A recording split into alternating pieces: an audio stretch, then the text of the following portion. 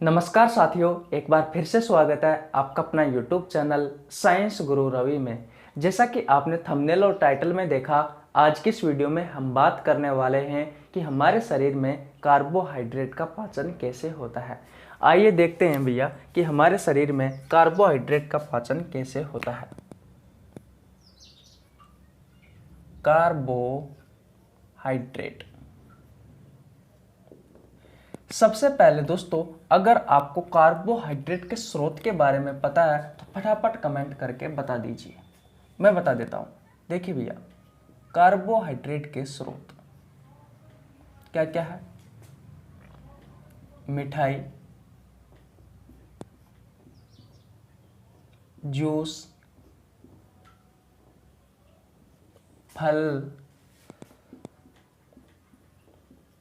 रोटी, bread, दूध, शहद, गन्ना, गुड़, चीनी, आलू, चावल, ये सभी साथियों क्या है भैया? कार्बोहाइड्रेट के स्रोत है। मैं आपको एक बार और बता देता हूँ। मैंने आपको क्या बताया कि साथियों कार्बोहाइड्रेट के स्रोत क्या क्या है? तो भैया मिठाई, जूस, फल, रोटी, ब्रेड, दूध, शहद, गन्ना, गुड़, चीनी, आलू, चावल और साथियों सब्जियां, ये सभी भैया कार्बोहाइड्रेट है। अब ध्यान रखना है साथियों कि हम इन सब को खाते हैं, जिससे हमें क्या मिलती है साथियों? कार्बोहाइड्रेट मिलती है। ध्यान रखना साथियों, कार्बोहाइड्रेट को हम स्टार्च की फॉर्म में लेते हैं। किसकी फॉर्म में लेते हैं भैया? स्टार्च की फॉर्म में लेते हैं। स्टार्च। साथियों आपने कार्बोहाइड्रेट पढ़ा हो तो आपको पता होगा जो स्टार्च होता है साथियों, ये भैया पेड़ पौधों की जड़ में पाया जाता है। एक प्रकार का पॉलीसेकेराइड कार्बोहाइड्रेट है साथियों स्टार्च। ये भैया पेड़ पौधों की जड़ में पाया जाता है।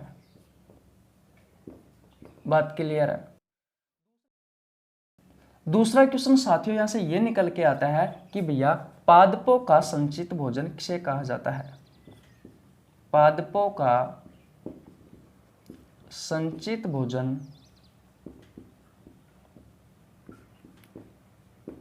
किसे कहा जाता है? तो भैया किसे कहा जाता है? भैया स्टार्च या मंड को कहा जाता है। अब देखिए मैंने आपसे क्या कहा कि साथियों कार्बोहाइड्रेट को हम स्टार्च की फॉर्म में खाते हैं। अब भैया हमें स्टार्च का पाचन करना है तो ध्यान रखना है साथियों, एक एंजाइम होता है टाइलिन एमाइलेज एंजाइम। साथियों ये एंजाइम पाया जाता है लार में। कहाँ पे पाया जाता है साथियों? लार में पाया जाता है साथियों, जो स्टार्च को किस में कन्वर्ट करता है साथियों? माल्टोज में कन्वर्ट करता है। किस में कन्वर्ट करता है साथियों? माल्टोज में कन्वर्ट करता है। माल्टोज भी साथियों क्या है? शुगर है, यानी कि कार्बोहाइड्रेट है। बात क्लियर है?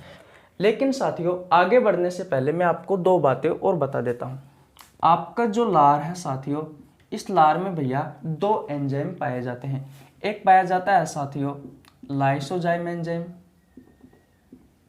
लाइसोजाइम एंजाइम दिख रहा है आपको? और साथियों दूसरा पाया जाता है ptyalin amylase enzyme. Ptyalin amylase enzyme का कार्य क्या है? मैंने आपको बता दिया कि भैया स्टार्च को टाइलिन एमाइलेज एंजाइम माल्टोज में कन्वर्ट करता है। यह बात क्लियर है? साथियों लार में जो लाइसोजाइम जो एंजाइम पाया जाता है, ये भैया क्या करता है? भोजन के साथ में अगर कोई भी जीवाणु आ जाता है या कोई भी बैक्टीरिया वायरस आ जाता है साथियों, तो भैया उसे नष्ट करने में ये लाइसोजाइम एंजाइम सहायक होता है। तो दोस्तों मैंने आपको बताया कि लार में दो एंजाइम पाए जाते हैं, एक पाया जाता है लाइसोजाइम एंजाइम और एक पाया जाता है ptyalin amylase enzyme. Lysozyme enzyme क्या करता है साथियों, भोजन के साथ में अगर कोई भी बैक्टीरिया या वायरस आ जाता है तो उसको नष्ट करने में सहायक होता है। जबकि साथियों हम दूसरी तरफ देखते हैं टाइलिन एमाइलेज एंजाइम क्या करता है, तो यह स्टार्च को माल्टोज में कन्वर्ट करता है।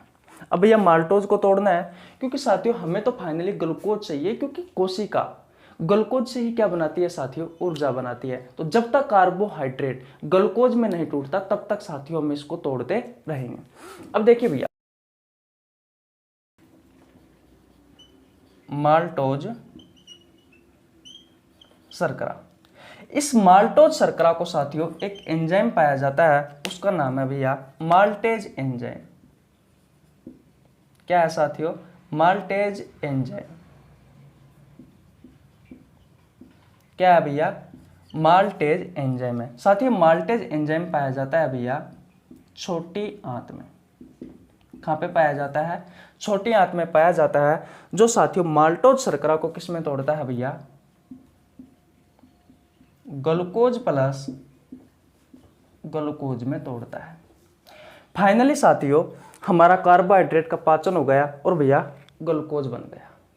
ध्यान रखना है साथियों, आपका जो मुंह है, माउथ है,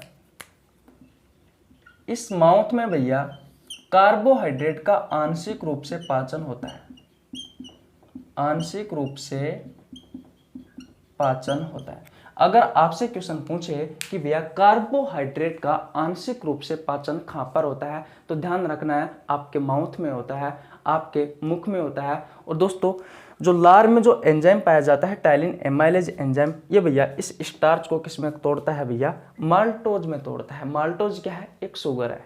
फिर बाद में साथियों छोटी आंत में ध्यान रखना है आपको, पूर्ण रूप से पाचन होता है, पूर्ण रूप से पाचन होता है। अगर आपसे क्वेश्चन पूछा जाए साथियों कि भैया कार्बोहाइड्रेट का पूर्ण रूप से पाचन कहां पर होता है, तो भैया कहां पर होता है, तो दोस्तों आपको ध्यान रखना है छोटी आंत में होता है।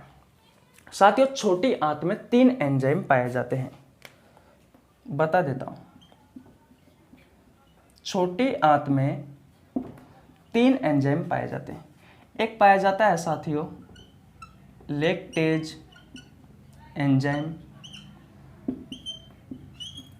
सॉरी दिख तो रहा है ना आपको, हाँ। दूसरा है साथियों